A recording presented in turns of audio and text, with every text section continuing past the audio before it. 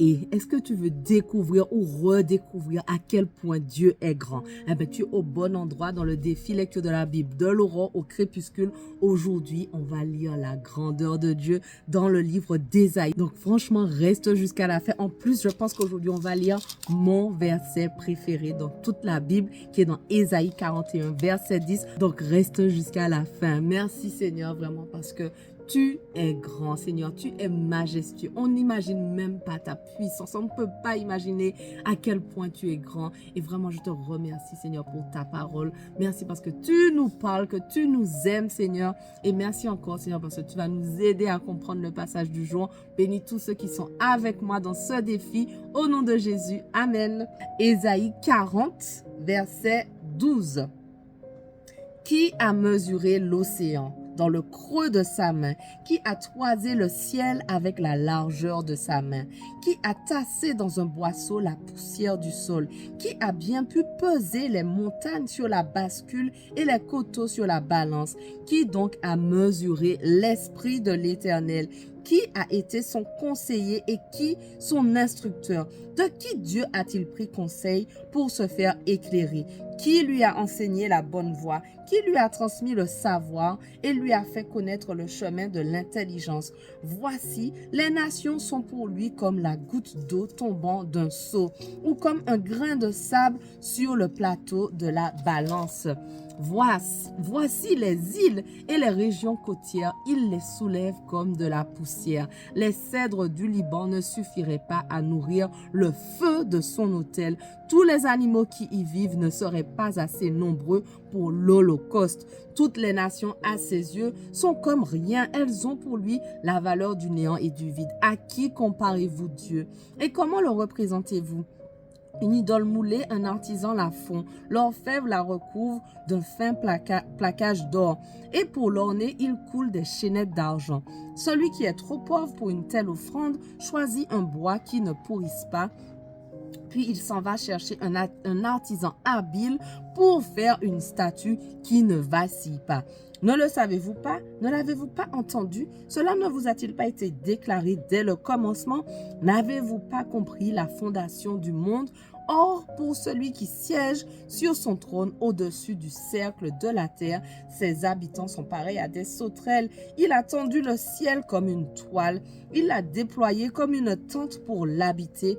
Il réduit à néant les princes de la terre et fait évanouir les dirigeants du monde. À peine ont-ils été plantés, à peine ont-ils été semés, à peine ont-ils poussé quelques racines en terre, que l'Éternel souffle sur eux, et les voilà qui sèchent, et qui sont emportés comme un fétu de paille par la tempête. À qui voudriez-vous me comparer? Qui serait mon égal? Demande le Dieu saint. Levez bien haut les yeux et regardez.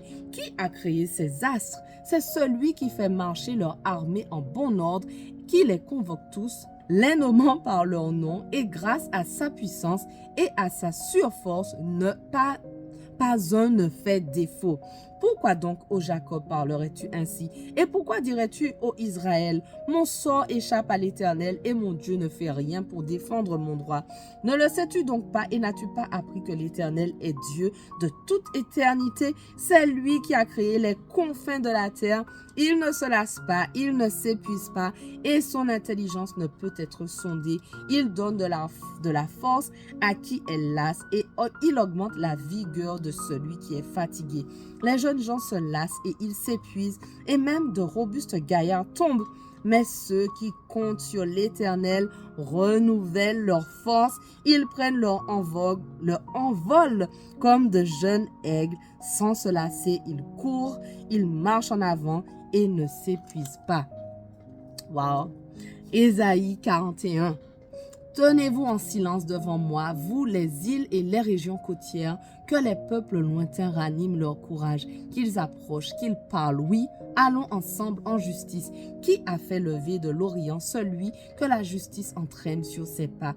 Qui lui a livré les nations et qui a abaissé des rois? Son épée pulvérise les peuples devant lui et son arc les dispose les disperse comme un fétu de paille emporté par le vent.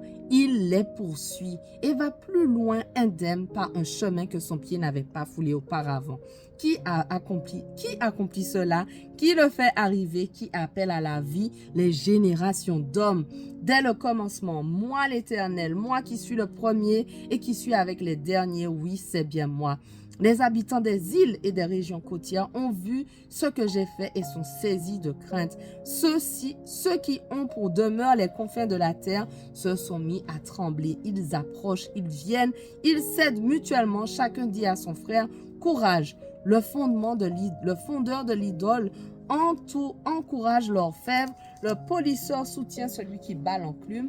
Il dit de la soudure, voilà du bon travail, et il la fixe avec des clous afin qu'elle ne bouge pas.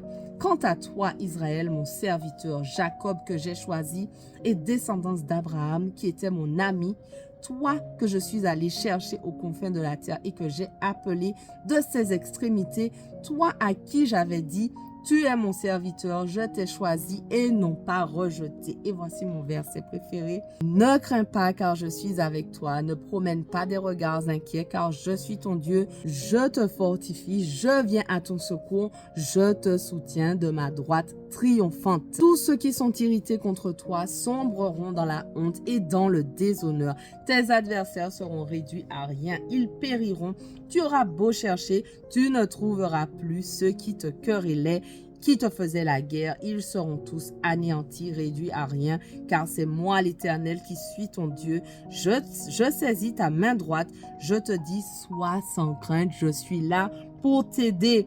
Sois donc sans crainte, vermisseau de Jacob, ô petit Israël, car je viens à ton aide. L'Éternel le déclare, c'est lui qui te délivre, c'est le Saint d'Israël. Voici, je fais de toi un traîneau de battage tout neuf, armé de pointes. Tu battras les montagnes, tu les broieras, tu rendras les collines semblables à la paille. Oui, tu les vanneras et le vent les emportera. L'ouragan les dispersera, mais toi, tu placeras ta joie en l'Éternel et ta fierté dans le Saint d'Israël. Les opprimés, les pauvres cherchent de l'eau sans en trouver et la soif dessèche leur langue. Moi, l'Éternel, je les exaucerai. Moi, le Dieu d'Israël, je ne les délaisserai pas. Je ferai sourdre des rivières sur les sommets arides et jaillir des fontaines au milieu des vallées. Je transformerai le désert en étang rempli d'eau, le pays aride en source jaillissante. Je planterai dans le désert le cèdre, l'acacia, le myrte et l'olivier. Je ferai croître dans la steppe le cyprès, le pin et le buis, pour que tous voient et reconnaissent et qu'ils observent, qu'ils comprennent que c'est la main de l'Éternel qui a fait tout cela, que le Saint d'Israël en est le Créateur. Vous les dieux des nations, présentez votre cause, dit l'Éternel, et exposez vos arguments, dit le roi de Jacob. Qu'il les expose donc, qu'il nous annonce ce qui doit arriver. Déclarez-nous quels sont les faits passés que vous avez prédits pour que nous les examinions et que nous les constations et que nous constations leur accomplissement, ou faites-nous entendre ce qui doit arriver. Annoncez-nous les choses qui doivent survenir plus tard et nous saurons que vous êtes des dieux. Oui, faites quelque chose, que ce soit bien ou mal, afin qu'en le voyant, la crainte nous remplisse. Mais vous êtes moins que rien et toutes vos actions sont moins que du néant. Celui qui vous choisit se rend abominable. Du nord, j'ai fait surgir un homme il va venir. Oui, du soleil levant, il est appelé par son nom. Il piétine les gouverneurs comme s'ils étaient de la boue, comme un potier foule l'argile.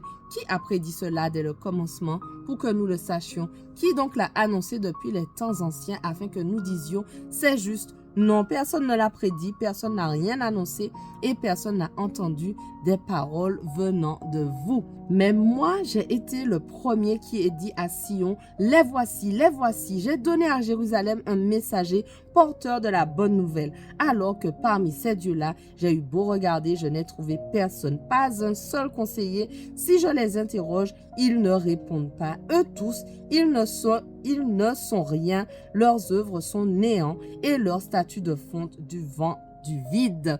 Voilà, notre passage du jour touche à sa fin, mais on continue dès demain. On ne lâche rien. Allez, sois bénis.